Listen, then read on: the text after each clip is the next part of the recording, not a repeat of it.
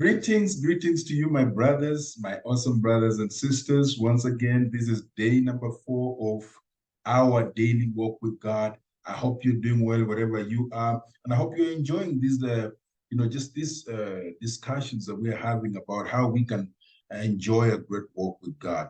Today, the subtitle of my sharing this time is "Going for a Walk with God." I love going for prayer walks early in the morning when it's still cool and bright. Mornings are the best times, for me because they remind me of so much. To me, mornings are a sign that God is faithful.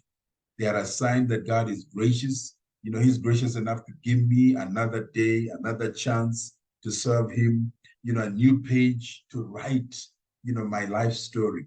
Mornings denote new beginnings, but what is so fascinating for me in the mornings is just the excitement and the vibrancy of nature. When you go outside in the morning, the birds are singing and rejoicing and making joyful noises. They put uh, basically many of us to shame when it comes to praising God because they're very consistent in their praises. You can feel the cool mornings breeze, on your face. And that's more like this morning when I was out there praying, I just felt like, okay, the breeze coming onto my face was like God was breathing on me. When the trees are swaying and from side to side and the leaves are full of excitement and life, it is just so exciting. The sun coming out, bright, it basically reminds us of God's amazing glory. So God loved to spend time with Adam and Eve in the cool of the day. Most probably it was in the mornings and of course during the day as well, but it is so great to go out there and just do a prayer walk. I believe that's why many of the great men of God that we read about in the scriptures started their days very early in the morning. In Mark chapter 1, verse 35, the Bible tells us that very early in the morning when it was still dark, Jesus got up, he went out there to a solitary place to pray. In Psalms chapter 5, verse 3, the Bible tells us, in the morning, Lord, you hear my voice. In the morning, I lay my requests before you and wait expectantly. Jesus and David here give us an example of how to start the day early. So the question that I would like to pose to you is, what time do you start your day? Try spending time with God outside, in the garden or in the streets, or find a solitary place or a park where you can actually take a walk, or just in your neighborhood very early in the morning, take a walk as you hear the birds singing and as you talk to God and as you just converse with God.